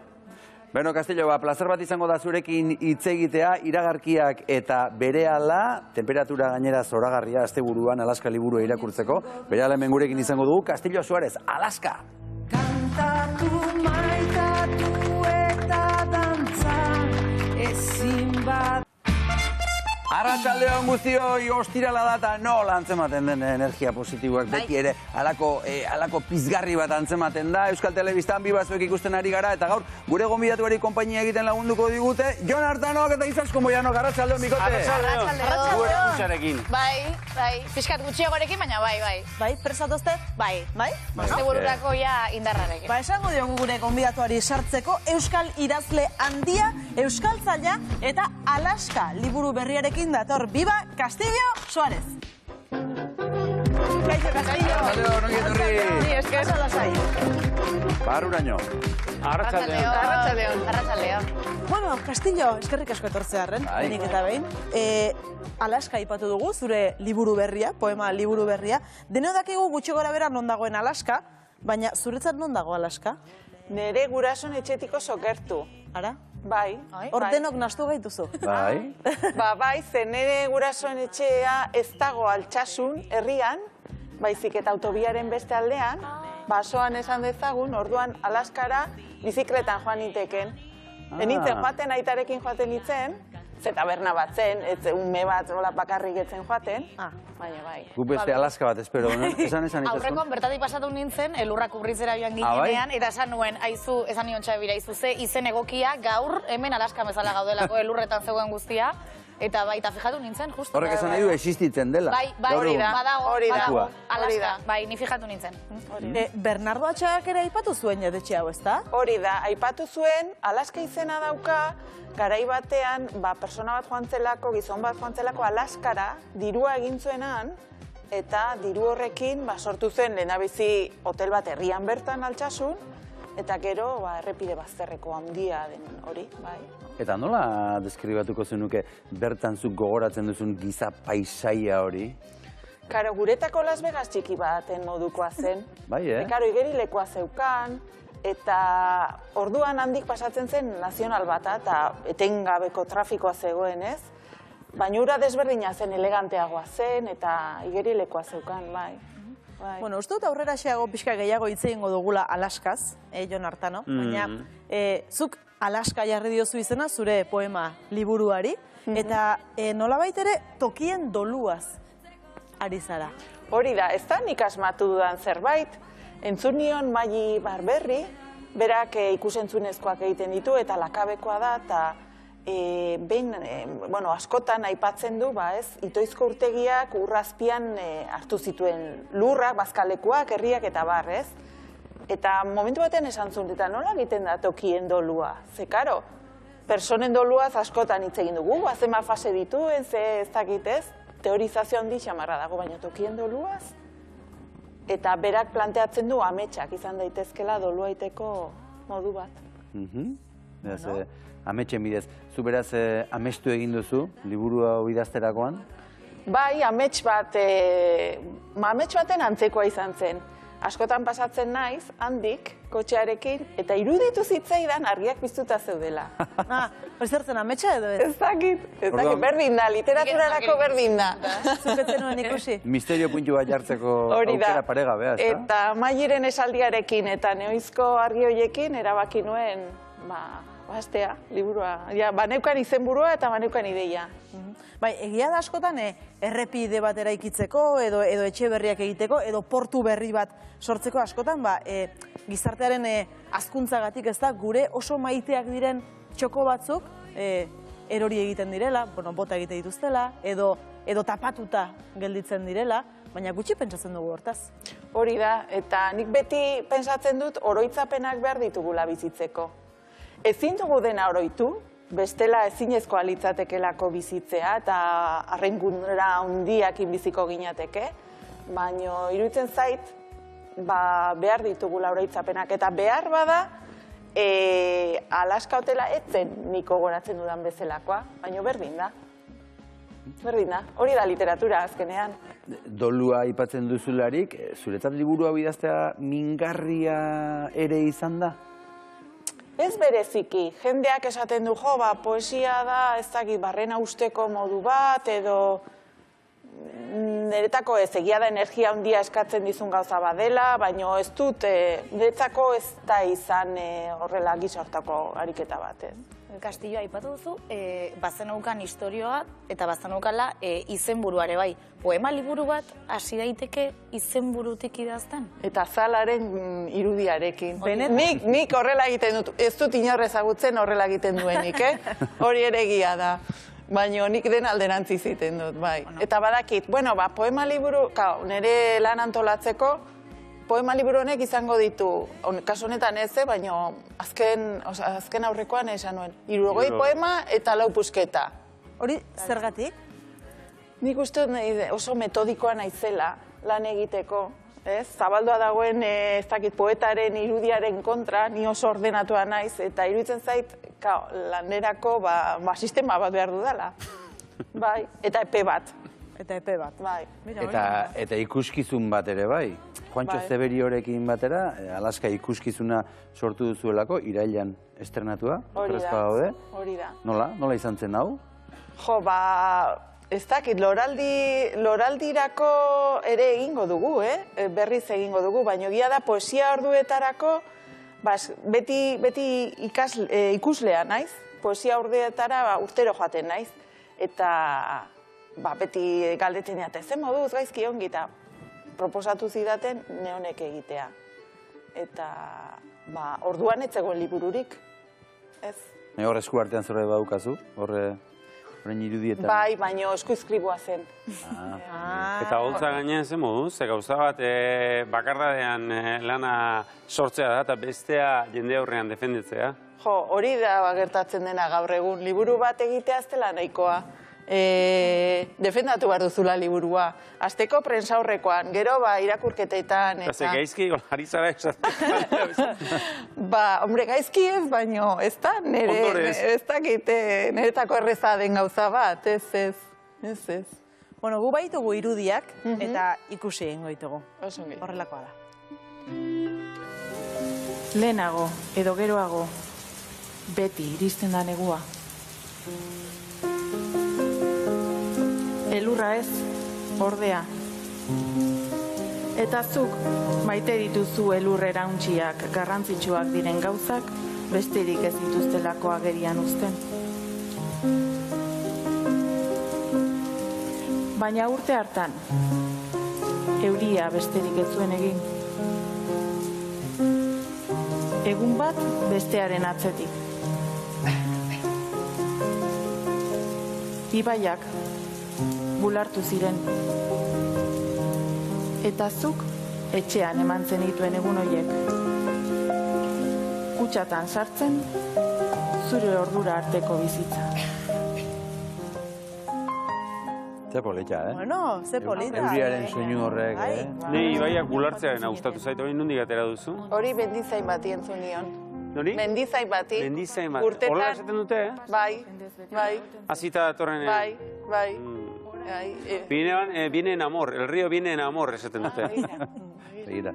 Haizu, argi dago poesiak liluratuta bizi zarela, ze idazteaz gain bi webgune ere, poesiarekin zerikusia duten bi web ere kudeatzen dituzu, ezta? Bai, iparraldeko neskan, hor sartzen ditut ez bakarri nire testuak. Gustatzen zaizkidanak, batzutan enkargatu egiten ditut itzulpenak, edo jendeak bidaltzen dizkit, besterik gabe, eta irudi batekin, nire gustoko testuak hor jartzen ditut, bai. Hori da zure webguneen oinarria? Hor dago edukia hori da? Bai, nire kanona da. Bai? Bai, nire gustokoa, hori da irizpidea, nire gustokoa izatea. Beraz, sartzen baldin gara webgune horietan, ulertuko dugu pixkatxo bat nolakoa zaren zu? Bai, bueno, ez dakit oso irekia naizen eta uzten dudan errazki ezagutzera matea, baina bai. Eta epaimaikide ere izan zara? Askotan. Poesia emanaldietan? Askotan tokatzen zaite epaimaikide lana, bai. Inork ez du nahi izaten. Oso zaila iruditzen zain eri. Baina gero azkenean hartzen duzu olako mekanika bat, eta gainera arazo handi bada gurean, gutxi garela, elkarrez hautzen dugula, eta batzutan sumatu dezakezula norena den lana. Eta orduan... Bai, hori gertatzen da, Bai, hori da txarrena. Ja, hau norena izango da. Batzutan ez du asmatzen, Ez du asmatzen, batzutan ez. Batzutan juzku egin da gero nahaztu. Baina, bai. Eta nola ikusten duzu poesiaren panorama? Nik beti esaten dut poema liburu asko argitaratzen direla, baina poeta gutxi dagoela. Bai? Bai. Zer esan nahi duzu horrekin? Bueno, gaizto xamarra izan da poema liburu gehiegi argitaratzen dira nire ustez. Eta gian poeta askok ez dut oraindik beraien poesia idazki. Hori da. Aitek ez dut argitaratu. Bai. Eta umeek irakurtzen dute? Gero eta gutxiago. Gaztetxoek irakurtzen dute? Poesia? Bueno, egia da poesia dela genero bat, internet bidez, adibidez, edo irudien bitartez, oso Instagram kultura daukan jendearentzat egokia den formatoa dela. Nik adibidez, iparraldeko neska blogean sartzen ditudan testuak askotan ez ditut osorik jartzen. Pantailari begira dagoenak ez duelako aguantatzen luzea den testu bat. Iruditzen zain niri, oso intuitiboa da. Bai, zuk dena den aurre eta gaztetxoentzat desente idatzi duzu. Non kokatzen da idazlea publiko horrentzat idazten ari denean? Nik beti idazten dut niri gustatzen zaidana. Abantaila daukat, kasuren batean enkargatu diate liburu bat, adin tarte baterako daño ez dela, erabat librea naiz. Eta niri gustatzen zaizkidan gauzak idazte ditut, eta ez daukat burutan, askotan izaten da, liburu bat egingo dut, lodia denarentzat, edo ez dakit, edo mea denarentzat, edo erremerreitz egiten duenarentzat. Hori ez dut egiten, ez da gustatzen niri hori. Niri gustatzen zaizkit liburuak, ez dakit, gozatzeko, sufritzeko ere bai, baina, bueno, ez helburu didaktiko batekin. Eta barruko aurrari uzten diozu ateratzen, aurrentzat idazten duzunean? Jo, ez dakit, lehen Alaska aipatu dugu, nire auzoan ez zegoen aurrik, nire Hispani baino gazteagoa da, eta ez genuen elkarrekin jolasten. Nik asko irakurtzen nuen, eta behar bada asko irakurtzen nuelako, gure etxean liburu asko zeudelako, idazten dut. Seguruna aurregatik izanen da. Idazlea ez ezik euskaltzaina ere bazara, euskaltzain osoa, dena esate aldera, zuretzat zer esan nahi du horrek? Bueno, ore bat da. Eta orain eratzukizuna, orain sarrera hitzaldia ez dudalako egin. Ara? Zan noiz duzu eguna? Uztailaren lehenean. Hasi zara idazten edo? Hasi naiz, baino garo. Dexente idatzi behar da. Hor daukazu ez da, buruan, Zenbat denborako hitzaldia eman behar duzu? 41 minutu. 41 minutu. Eta gainera pentsatu euskera oso jasoan eman behar duzula, hitz guztiak oso neurtuta, ezin duzu Zer gaizki egin? Lasaitzen ari Hori da. Zenbat aste gelditzen diren, esatea bestik eta falta. Baina zeri buruz hitz egiten da horrelakoetan? Nere kasuan izenburua badakit, baitasunaren botanika izanen da, eta egin dudana izan da, edo egin nahi dudana, ze oraindik ez daukat eginda da, ez dakit, ondamendi batean salbatuko nituzken liburu horiek, zeintzu diren euskal literaturako poesiazko liburuak, eta hitzaldiaren ezurdura, zuhaitzek eta landarek egiten dute, gauza oso komplikatua. Eta nola egiten dute, nola izendatzen zaituzte bat euskal... Agian erantzuna zuek badakizuen, nik kuriositatez, nola izendatzen dute pertsona bat euskaltzain? Hiru euskaltzainen sinadura edo behar duzu, norbait ordezkatu behar duzu. Nire kasuan Patxi Zabaletak 75 urte egin ditu, orduan bere tokirako hautagaitza epe bat irekitzen da. Orduan, nire kasuan, lau lagunek sinatu zuten nire hautagaitza, eta gero bozkatu iten da. Euskaltzain gisa aktualitateari buruz ere galdetu nahi dizugu. Ze iruditzen zaizkizu azken aldian auzitegietan, hizkuntza eskabideak bertamera uzteko emandako epaiak? Etxigarria da egoera. Gainera, ni lanbidez euskara teknikaria naiz. Eta, kasu askotan, iruditzen zait lanean hasi nintzeneko garaietara bueltatzen ari garela. Ziurtasun juridiko horik ez genuen garai batera. Guk Nafarroan inoiz ez dugu aldeko legerik izan edo oso testuinguru eskasean aritu gara, baino, beti, ez dakit nola dirazi, baino beti pentsatzen genuen legez arautua genuen gutxi hori helduleku bat zela. Baina gaur egun ez da hori ere. Orduan, ez dakit, oso ematen du fadura batean gaudela, ez? Ez dagoela nun ziurtasunez zapaldu. Euskarafobia existitzen da? Bai. Batzutan oso disimulatua eta oso elegantea, Bai.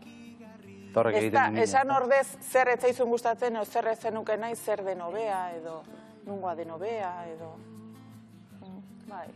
Eta nolako etorkizuna ikusten diozu gure hizkuntzari, Castillo?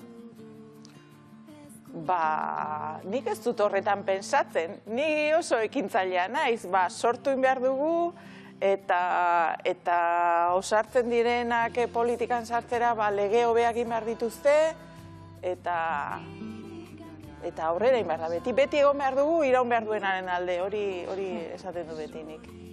Bueno, orain zure bizitzako geltokiak ezagutzeko irrikiz gaude, eta Jon Artano, etorri da horretarako. Jon Artano pixka dago, hain gauza interesanteak esan dituzu, eta bakoitzean, adar bakoitzetik, baina bai, geltokiak, barkau. Geltokiak. Aurreneko geltokia, sorpresa, etxe garateko Alaska etxea. Oain txori etxe dagoen etxe hori. Esan duzu, zuentzat aurrak zinetelarik Las Vegas moduko bat zela, aitarekin joate omen zinen horra. Bai, eta goan dute, liburuan aipatzen dut, ez dakit aurrelakoa zen edo kamarero bat irakurtzen egoten zena jenderik etzegoenean. Baina ez dakit, horitzapenen abakizu, bida, igere lekua. Ze irakurtzen zuen, hori ditzea... Nere liburuan esaten da Orlando irakurtzen zuela. Ni enaiz akordatzen ze irakurtzen zuen, baina Orlando oso liburu berezia da. Jo, Petxigorra, argazkian ikusi zaitugu, justu hori nahi izun galdetu. Izenburua zenuen, azala ere bai, gero hasi zara mamia betetzen, baina fisikoki gerturatu altzara. Sartu etzinen egingo igual, baina ibili altzaran. Esitua dago, gaur egun, baina ikus daiteke, mailak daudela, zeuden bezala. Mantela jarrita, edalontziak, serbiletak... Hori poesia... Benetan? Benetan. Markatu sartu dengo naiz, baina hor pelikula bat ere egin daiteke, orduan, beldurrezko pelikula bat. Bueno, euskal zinemagileek ideak behar baldin badituzte, egia da, gainera etorritzen ari dela, ez, sabaia, puskaka, ez? Aguntzak dena estali behar du. Baino oso inkietantea da alde horretatik, ze dago, norbaitek ies egin izan balu bezala egun batetik Eta bestera. bestea da zuk bildumatu berrezun argazki kolekzioa, esan diguzu orain urrena dena zurituta zegoela egon zinen, hor, udara sasoikoak ere badituzu. Bai, hori da, udan janitzen, bai. Zure biografiarako. Orduan ari ginen, Juantxok eta biok prestatzen emanaldia. Udan Tolosara joaten nintzen, lanetik atera eta Tolosara ensaiatzera, Juantxoren etxera. Ederki, Alaskan beraz, baina Gipuzkoa eta Nafarroaren arteko Alaska horretan, aurreneko geltokia, eta bigarrena Durangoko azokan. Hemen ere imaginoa kontu izango dituzu. Aurrenetik hasi gaitezen, noiz iritsi zinen lehen da bizikoz? Landako baino lehenagoko garaiak, noski? Aitarekin, Urkiolatik barna joaten ginen, eta akoratzen nahi zen izan zen erosunen lehendabiziko liburua. Arkaizkan hori erosinion, antzegoen bera liburua saltzen, kea belainopean bezala. Eta esan zian, sinatuko izu, eta nik ez. Ez, lotxa mantzizulako. Ez dakit. Etxean egongo da ikusten da sagundu lasai. Eta esango du, sinatuko izu. Gogoratu egingo da, oraindik. Komentatu aldi ez sekula. Ez? Baina berak esaten du gauza bat, nire egiten dudana, eta da, Durangon dago, Durangon bakarrik existitzen den jendea. Esan dut, han aurkitzen duzun jendea, gero urtean zehar ez duzu inunik ikusten. Eta beste txoritxo batek esan digu, noizbait etxera itzuli ezin da ere geratu zara. Lurraren gatik, kao. Eta ze egiten da horrelakoetan?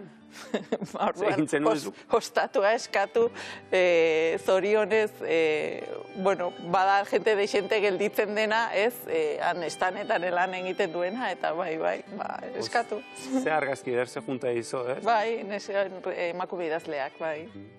Ederki, Durangon beraz, bigarren geltokia, zeuk aukeratutako zure bigarren geltoki hori, eta hirugarrenak ere literaturarekin lotura estua du ba. Eako poesia egunak, horiengatik dolu egin alduzu? Jopena ematen dite, eta jendeak eskatzen du berreskuratzea eako poesia egunak. Zertziren eako poesia egunak? Izango da, telebistari begira dagoenik, zertziren ez dakienik eta? Asteburu zoragarri bat, ean egiten zena, poesiari eskainita, herritarrek eta idazle kuadrilla batek antolatuta, eta beti zegoen zerbait berezia, han bakarrik ikus zitekena. Ze askotan ez, orain ohituta gaude dena bideoan ikustera eta errepikatuta eta nahi adina aldiz ikusteko, baina nik uste hori gauza batzuk ikuskizun batzuk behin ikustekoak zirela. Eta nortarako parada zen duten. Bai. Eta zeu ekintzailea zarela esan duzu, oraintxe, berriz ez alda konzilia bulorik egon, olako zerbait suspertzeko, ean espaldin bada beste nonbait? Jo, gertatzen ari den gauza bat da, hori belaunaldi, ez dakit, lekuko aldaketarik ez dagoela belaunaldien artean, da nik ustean hori pasatu dela. Ez dakit, hori eako gaztei esan marko zaie. Ederki, esango diegu, eako gazteren batekin topo egiten dugun urrengo aldean galdetuko digu. Bueno, argi batzuk itzali egiten dira askotan gero pizteko. Hori da, edo beste toki batean, edo poesiarekin ez, bida hilbeltza dago baztanen bizi-bizirik. Bai, hori da. Ederki, Castillo, eskerrik asko. Ia esker. Jon hartan oso polita, benetan geltoki ederrak. Beste geltoki bat badugu zuretzat, Castillo, hau arbizun dago, baina ez dizugu guk aurkeztuko hurrengo lagunak baizik. Garbine Petriati, arratsaldeon! Arratsaldeon. Bueno, Castillo, Garbine zure lagun... Bai. Garbine zure lagun mina da, ez da? Esan digu lan kontuengatik ezagutu zenutera elkar. Bai, lehenguan egunkaria itxi zeneko argazkia, ez, ari ginen begira, eta bai, ez dakit, garai hartan edo, izango zen. Bai, eta haizu, ala da Garbine? Hala da, bai, datetarako eta ni txarra naiz, baina ez dakit, jar dezagun kontua, hor 1980 urtearen bueltan, ni bertako sakanako euskara elkartean aritzen nintzen, Castillo bertako zuzendaritzako kide zen, baita mankomunitateko teknikaria ere, orduan hortxe egin genituen gure lehenengo hartu emanak. Aizu Garbine, baina zuri Castillo aurkeztu zizutenean galdera bat etorri omen zitzaizun burura, ezta? Castillo izena... Bai, esaten nuen, baina emakume honek ze izen daka. Castillo Suárez, bale, baina izena zein da. Eta, bueno, entzun gabea nuelako zera hori, izen hori, ordura arte, eta ez dut ondotik ere entzun, berea lehenengoa eta bakarra. Norbaitek esan zidan, ja ezoten hitzen Euskal Espiro Freire. Bai, berak abizenekin sinatzen duen, Espiro Freire. Castillo, galdetu ezakegu nondi datorren izena? Ama Virginia bada, bai. Ara? Bai, Ama Virginia bada. Bueno, Castillo altxasuarra da, Garbiñezu Bilbodarra zara, baina biok Arbizun bizitzarete. Zer ezagutu zenuten elkar, Arbizura joan aurretik edo bertan, Garbiñe? Garbiña... Beitu, Bilbotarra egin nauzu, ni Arbizorra naiz. Aiba! Egia da, Arbizuri Bilbo txiki deitzen diotela, baina Arbizorra naiz. Horregatik hasi gara. Aiba. Bai, bizilagunak ginen. Esan dakoa. Bai, kontua da, lan kontuengatik ezagutu genuela elkar, eta gero etorri zen Castillo Arbizura bizitzera, eta hor ja hartu emana maizagokoa eta beste testu inguru batean ere, lan kontuetatik eta aparte ere. Orduan hor ezagutu hortxe bizkate giro hortan eta bideo horretatik ezagutu genuen elkar. Eta kuadrillatxo bat ere elkartzen omentzareten 4-5 laguneko kuadrillatxo bat, hori horrela da? Eta zinera joaten gara. Horrela da. Bai, eta plan asko egiten dituzue? Bai, bueno, asko ez, baina maiz ikusten dugu elkar, bai? Egia da, pandemia garaian eta zinema asko bisitatu dugula, eta gero urtebetetzeak direla, edo eta, ostiral arratsaldea bestelako planik ez baldin badago, zerbait hartzeko parada egokia ere izaten da, eta hartzen dugu. Orduan, bai, hor, 4-5 laguneko kuadrillatxoa edo, laguntaldetxoa egin dugu, eta hor mugitzen gara, Arbizun. Castillo, esate baterako zein izan zen zuen azkeneko ospakizuna? Oroitzen duzu? Azkeneko ospakizuna Peio Urzelairen urtebetetzea. Bai. Ondo. Eta oraindik gauza asko... Pasaden asteburuan, pasaden astean. Eta ja sarrerak erosita ditugu irati ikusteko, aparte jartzen gara, pandemian ohitu ginen aparte jartzen, ez da? Benetan? Nere gauza da, Eta bai. Aparte, beste guztiengandik aparte. Castillok horma. Hormari. Bai, eta alba da hormaren kontra, ez erdiko hilaretan. Ez dakit, bai? Segurtasun hori bilatzen du. Aizu eta Garbiñe, Arbizun gustora bizizarete? Bai, ni bai, kanpamentu basea hemen daukat, hemendik egiten ditut nire joan etorri guztiak, bai lanera, bai eta gero asteburutako planak eta egiten ditugunean, baina Beriain mendiaren magal hau oso polita da bizitzeko, eta nik lehiora begibista altxatu eta hortxe daukat, bai, aurrez aurre. Orduan, eta gero naturarekin oso, harreman erraza izateko modua, bai, bueltatxo bat emateko, baldin badaukazu ordu bat, 40 minutu hartuta joaten zara, zerbitzuak baditugu batzuk bertan, egia da gero gauz askotarako kotxea hartu beharra duzula. Baina, errepideak eta autobiak etxatarian ditugu ere. Orduan, bai, gustora eta ez dakit, eroso bizi daiteken leku bat da Arbizu. Garbiñezuk diozu, Castillo lagunen laguna dela, pertsona lehiagla dela, hori askotan esaten den gauza da, baina nolakoa da Castillo pertsonan? Beitu, nik ezagutu nuenean, ez zitzaidan bat ere hurbilekoa horrela egin, ez? Ez duzu esaten, lehor xamarra egin zitzaidan.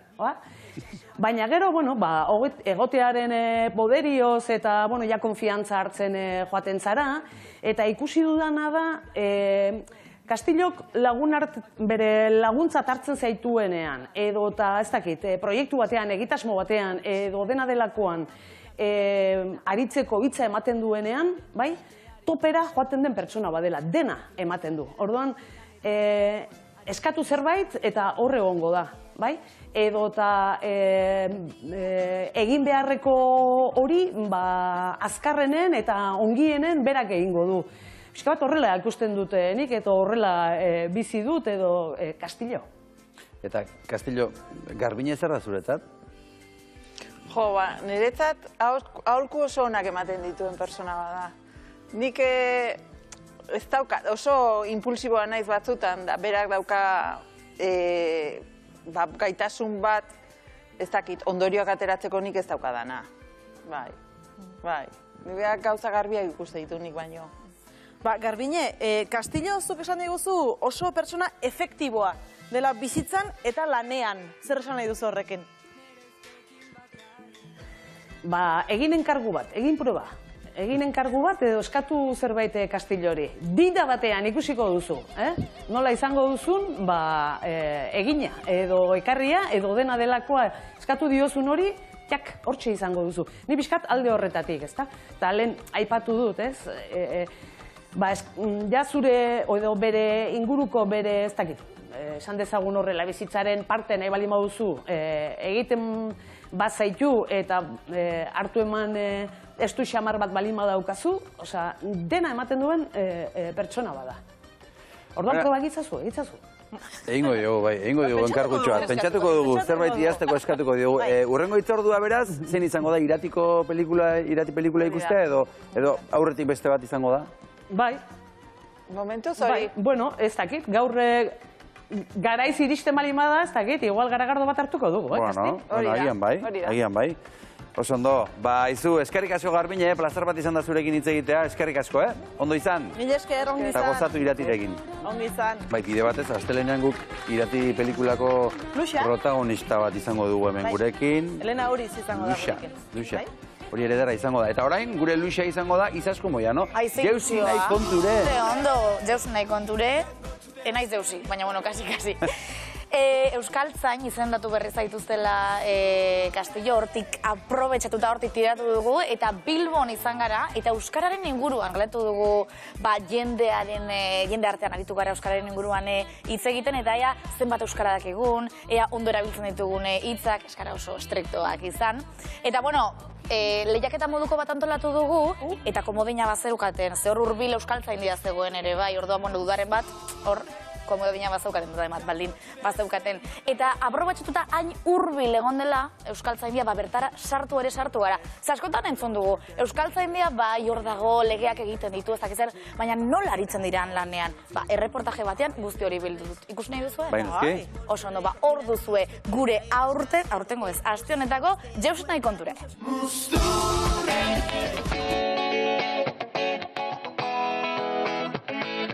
Euskaraz aritzen zareten normalean? Euskaldunekin, bai. Normalean ingeru eskaldunean, bizinaz. Eskolan batueraz eta etxean bizkaieraz beti. Zuen euskarazko hitz favoritoa? Iluna, saldia, olgetan adibidez. Ineta zize, orduan. Ineta zize, kaskabarra, ez dakizuen entzat. Galetzen baldin baizu zein de gutxien gustatzen zaizuna? Tontora piko igual. Insulto bezala da raroa, orduen. Test eskar bat egingo dizuet, jakiteko da zuen euskara mailan nolakoa den. Oh, no! Zein da zuzena? Salda badago salda, edo salda bukatu daia. Errepikatu galduzu. Salda badago. Zaten zaizu, salda? Saldia, bai. No, kaldo. Bai! Ez zaigu zaten. Jarraituko dugu. Euskaratu ezazu, me gustaz. Gustatzen? Didazu. Didazu estek? Natzaizu. No, nazazu. Jo, orain betan nabil, Gogoko zaitu.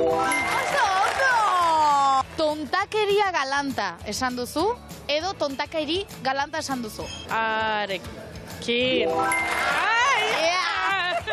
Aitzatzia daukala. Oso ondo, irakaslea zara izango zu. Bai. Zein da zuzena? Patata tortilla, tortilla patata, edo patatazko tortilla? Patata tortilla. Patata tortilla. Patata tortilla. Kipulagaz beti. Bai, kipulagarik. Beste debate bat hasiko dugu.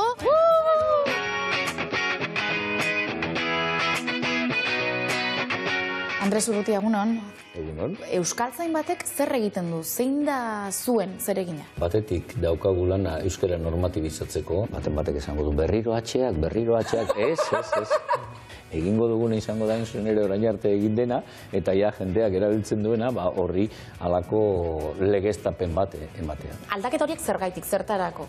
Euskarak bide batetik joan da, gero konturatu izan gara bide hori esela behar bada onena eta orduan zuzendu beharra zegoela. Gutxiago gertatzen ari da une honetan, zergatik hizkuntzak normalizazioaren ikuspegitik esparru batzuk irabazi dituelako. Baina zein da helburua? Helburua da euskara bera izatea gauza bat, erabilgarria dena gaurko preminei buruz. Gaur egunean normaltasun osoz eta egunerokotasun osoz egiten dira honelako elkarrizketak, erabiltzen dira honelako registroak, hori da normaltasuna. Eta normaltasun horrek prezioz bat badu. Gero, lexikoa, etengabe, hitzak, berbak sartzen dira hizkuntzan. Eta berba horiek onartu egiten ditugu osoko bilkuretan. Ez du izan, inolako, nik esango nuke, estandarizazioa. Azkeneko 50 urtetan eginda lan hori. Eta batzutan guk ere ez daukagu segurtasun osoa lege bat eman behar dugunik, orduan gomendio bat egiten dugu. Gizarteari izaten dugu horra gure gomendioa euskara batuaren ikuspegitik. Eta dabilen bitartean ikusiko dugu jendearen ikuspegitik, gizartearen ikuspegitik zer datorren eta zer ez datorren. Zure ingurukoekin euskaraz aritzen zarenean, akatsak eta ataratzeko joera hori baduzu, zuzentzen aritzeko ez? Iruditzen zait, hain zuzen ere, alperra dela. Begira. Niri pixka da respetua ematen didalako oraino euskaraz aritzea, eta igual, pentsatzen ari zara hau gaizki esan du, hau ondo esan du. Ez. Begira, gela honetan dauen Resurrección Maridatko esan aleketiarrak, alakoak egiten zituen. Eta zer hori leketxoko ume guztiak, nolabait asaldaturik zituen eta bildurturik. Orduan, nik ez dut uste hori beharrezkoa dik. Beste gauza bat da, euskara ikasten ari den horri, bide bat zabaltzea laguntzeko eta abar. Andres Urrutia, eskerrik asko, gurekin izatearren eta euskal zaindiaren inguruan eta zuen lanaren inguruan ditugun galdera guztiak erantzutearren. Mila esker zuei, ona etortzearren, hemen daukazu zuen etxea. Dudaren bat, baldin badaukagu, ona etorreko gara zuri galdetzera. Beste gauza bat da, zer nolako erantzun emango dizugu.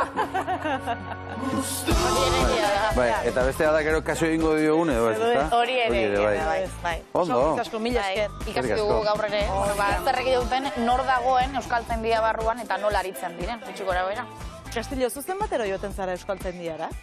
Osoko bilkura izaten dugu hilabetean behin, azken ostiralean, eta toki aldatu iten da. Ez da beti Bilbon egiten? Ez. Azkenekoa Bilbon, azken aurrekoa Donostian, aurrekoa Gasteizen, bai, ibiltaria gara. Eta azken bilara horretan, zein izan zen zuen gaia, zeri buruz aritu zineten izketan? Konturatu nintzen, adibidez, kakotxen arteko testuak nik etzanean ematen dituela beti, eta gu justo kontrakoa esaten dugula. Bai? Eta justo argian ateratzen ere artikulo bat, eta ez duen betetzen agintzen ari nintzena. Bueno, beti ikasten da zerbait. Beti ikasten zerbait. Castillo, zuke euskaltzain izan da, zer lortu nahiko zenuke zure aulki hortan? Zer da zure helburua? Euskaltzaindian sartu gara, azkenekoak sartu garenak izan gara Miren Agurmeabe, Eroni eta Itxaro Borda etorri da nire ondotik. Nik uste dut hor aukera handia daukagula literaturan zerbait egiteko. Bai, hori litzateke nire asmoa eta nik uste sarrera itzaldiekin bukatzen dugunean helduko diogula gaiari. Eta behar bada, eako poesia egunak ez, baina antzeko zerbait egin dezakegu. Han horman zeuden guztiak gehienak behintzat gizonezkoak ziren, oraindik aurrera, emakumezkoak ere. Hori da, batera. Azken 3 izanak aipatu dituzula. Bai. Euskaltzain buruen erretratuak ziren, eta behar bada urrengo euskaltzain burua emakumea izango da. Eta beste kontu bada adinarena, zezu zara gazteena, ez da, Castillo? Bai, alde dezenteekin gainera. Bai. Bueno, hori ona da, ez? Bai. Bai, ez da? Gaztetasuna beti da. Bai, ez? Aizu, eta literaturaz ari garela, urrengo zure proiektua, edo badukazu zerbait eskuartean, edo... Umentzako historio bat daukat, hasita daukat, baina ez dakit. Ez dut jarraitu nahi, ze jarraitzen baldin badut beste gauzatzuk utziko ditut, orduan... Spoiler egingo digu, eta ezin du. Hori da, baita ere.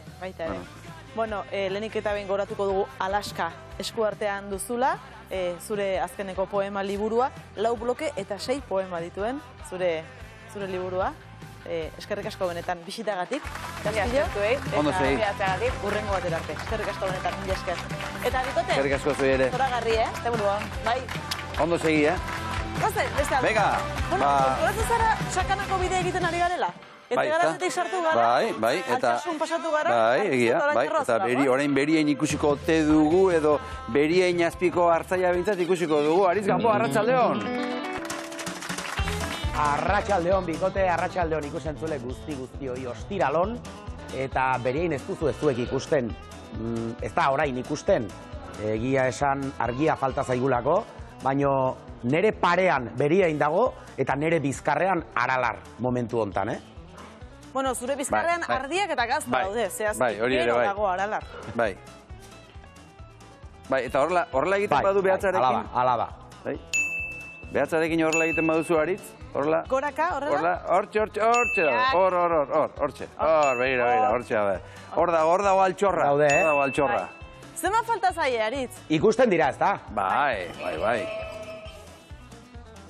Bueno, dagoeneko lehenbiziko gaztak ja prest ditugu, Ja dastatu ditugu, bai urdinak eta bai Idiazabal gazta guztiak ez, baino batzuk bai probatu ditugu, eta ja dagoeneko osasun aldetik ja egoki litzateke saltzea, 2 hilabete baino gehiago dituztelako, eta gainera dastatu ditugu eta behar bezala daude berehala, bezeroen esku jarri ahal izateko, hori bai, oraindik garbitu egin behar dira, prestatu egin behar dira, eta lan horietan hasiak gara. Denbora desenteko bat aramagu gazti gabe eta gazta saldu ezinean, ez genuelako, baino bueltatu dira gazta berriak, eta ez dira etxalde honetara bakarrik bueltatu, begiratu ezazue zuen inguruko herrietan hartzaiek zer duten, ze gazta berria hortxe bertan daukate, eta batek baino gehiago ja eskuragarri jarriko dizkizue gazta, goxo eta onak. Bai. Neri nahiko harrigarria intzai? Bai.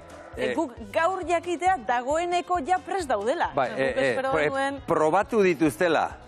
Probatu dituzuela esan duzunean hemen jendeak ez dakit alako besoak altxa ditu. Guk pentsatzen genuen, jakingo genuela noiz egongo ziren prest, zehazki. Eta baginela norbait.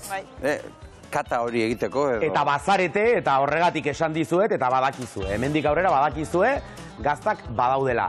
Gazta guztiak dastatzen ditugu. Aurretik dastatu behar ditugu, eta guk erabakitzen dugu gazta horiek saltzeko moduan dauden edo ez, beraz. Dastaketa guk, Xabierrek, Aitorrek eta nik egiten ditugu, eta guk baino lehen ez ditu inork dastatzen. Hemendik aurrera gertatuko da. Batak edo bestek dastatuko duzuela, batzuk lehenago, beste batzuk berandu xa. Eta gainera, gazta erosi egin behar da. Orain, erosi hitza entzun dakoan, denak beste aldera begira jarri dira. Pika konpondu. Aritz, ostirala da, galderak erantzuteko eguna, goazen lehenbizikoarekin. Hau, Aritz, a ber, baldako zue laguntza udaletxetik, mankomunetik, o diputaziotik, o loko mat, a ber. Bueno, segun eta zel lekuz ari garen, laguntzak egongo dira edo ez. Ni horrez nahi sartuko. Esan dezakedana da, entitate lokalak, hau da, herrietan dauzkagun azpiegitura instituzionalak, dela udaletxeak, mankomunitateak, garapen agentziak, hauek itzelezko laguntza eskaini diezaiokete lehen sektoreari, hartzaintzari bezala, nekazaritzari oroar. Eta hauetatik erabaki edo hartzen diren erabakiekin zehaztu daitekela eremu hauetan nekazaritza garatzeko aukerak zabaltzen diren edo itxi egiten diren. Alegia laguntza batzuk izan daitezke, baliabideak jarriz bertan herrian denonak diren adibidez herri lurrak baliabide bezala nekazaritzari bideratzearekin lagundu daiteke. Baliabideak eskaini daitezke, legedi eta arauekin, alegia gure herriaren urbanizazio planak egiten ditugunean, edo erabakitzen dugunean nola garatu gure herriak, eta lege forma ematen diogunean, orduan erabaki dezakegu ze proiektu aurrera atera daitezken edo zeintzuk ez. Eta beraz, erabakimen desente dago nekazaritza eta hartzaintza laguntzeko. Esan dezakedana da, Sakanan horretan ari garela lanean. Sakanan badaukagu Sakanako garapen agentzia, Sakanako mankomunitatea, eta noski herrietako udalak. Eta denen artean badaukagu plangintza bat, eta plangintza horretan bitartekoak jartzen ari dira, nekazaritza txikia, familiarra, bertakoa, agroekologiaren norabidean kokatutakoa laguntzeko. Eta hemen ezagutzera eman dut behin baino gehiagotan, zatitze gela bat egiten ari gara, ekoizle txikiok gure haragia zatitu eta jendarteratzeko aukera eukitzeko, gure mendietako kudeaketa, adibidez Arruazun angioaren berreskurapena, mendi edo herri lurren baliabideak, askak, bideak zaindu eta konpondu gure lana harik eta hobea izateko, beraz hemen Sakanan esan dezakegu plan bat dagoela eta laguntza jasotzen dugula. Bueno, beraz. Bai. Dena behintzat gaizki ez dago, ezta? Laguntzak hor daude. Tira, entzun dezagun gaurko bigarren galdera. Hau Paritz, nire galdera zuretza da, ea nola antolatzen dituzun udako oporrak animalikin. Kontako diguzu. Animalion artean antolatzen ditugu udako oporrak. 4 hanketako animali eta 2 hanketako animaliekin. 3 kiak gara, 3 pertsona gara lanean etxalde honetan, eta horren ondorioz 3 artean antolatzen ditugu oporrak. Animaliek ez dituzte oporrak hartzen. Animalien beharrak egunero asebete behar dira. Eta asebetetzeko garai hoberena edo errexena udaldea izaten da guretzako. Orduan mendian egoten dira eta beraien kabuz eskuratzen dute elikagaia, beraien larrebidean daude eta askatasun momentu bat eukitzen dute, horrek guri ere denbora gehiago ematen digu. Orduan guk egiten dugun gauza bakarra da, bakoitzak oporrak hartzen dituen egun hoietan, 2 gelditzen direla lanean, egin beharreko lan guztiak aurrera ateratzeko. Gaztaren salmenta, hauek prestatu eta garbitu behar dira, hauen jarraipena egin behar da, bezeroak zaindu, noski ardien vigilantzia edo ikuskatzea, mendian ibiltzea, gauza guzti horiek biren artean egingo dituzte, bat aporretan dagoen bitartean, eta horrela joango gara txandakatzen. Gure kasuan 9 egun hartzen ditugu udaldean opor, eta gehiago albaldin badugu gehiago, baina horrela izaten da. Ariz, baina nola 3 zaretela, eta guze, iaz udan oporrotera joan zinenean gu zaindu genizkizun ardiak? Hilabete bat egon ginen ardia zaintzen?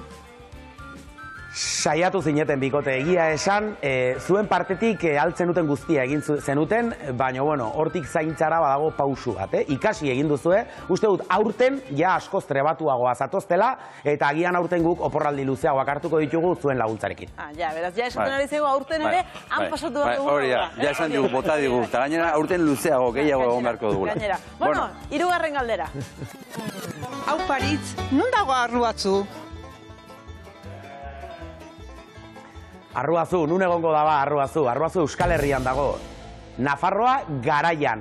Bertan bada, baiara bat ederra, ezagutzen duzue, Sakana baiara, Aralar eta Beriain mendiez inguratuta eta Arakil ibaiaz zeharkatuta. Bertan, justo, erdian Arruazu dugu. Gutxi gora bera, hori, Ziordi eta Arakilgo azkeneko herriaren erdian kokatuta daukagu Arruazu. Eta kontuz, errepidean goazela adibidez Iruñatik Gasteizera, naiz eta eskubidera ateratzea eskatzen digun letreroak, ezkerrean dago Arruazu. Beraz, kontrako aldera begiratu herria topatzeko. Ze arro esaten duzu, dagoen Arruazu? Uste non esan bertzen Euskal Herriaren zentroa ere bazela? Baina, nola Euskal Herriaren, munduaren, Arruazu da momentu honetan 0 gunea, hor hasi zen dena. Horti ator dena, gizakia, dena horti ator. Mufloiak ere bai, Badakizue, Arruazu berez Euskal Herriaren erdigune geografikotik oso gertu dagoela, esan genezake Arruazu erdigunea dela, edo Sakana, ze Beriainen, Satrustegi mendizerrako Beriain gailurretik gertu, badago justo erdigunea, eta bertan markatuta dago. Edozeinek bidea egiten balin badu, topatuko du. Nola dagoen mugarri bat, Euskal Herriaren erdigunea markatzen duena. Euskal Herriaren erdigunea, bakoitzak gure herrian daukagu. Badakizue zertan? Zertan? Euskeran. Euskera da, Euskaldunon erdigunea. Eta, arro esan dezakegu, euskeraz aritzen garela Arruazun ere. Tarteka erdera ere badago, baina euskera gailentzen zaio aspaldiko parte honetan. Hori ez dago buelta materik. Hori bukaera eman diozena gaurkoari. Ari, ze plan daukazu astebururako? Asteburu honetan plan ederra daukat, errape artean ibiliko naiz, ardiak jezten. Asteburu honetan lan egin behar baitut, eta nahiko lan badaukagu gainera. Hotz hauek gainera eragina eduki dute, gure hartaldea, bai barruan eta kanpoan ditugun abereengan, eta beraz, lanean topatuko nauzue, hemen Arruazu inguruan, Aralar magalean, Beriain magalean, gozatzen eta sufritzen.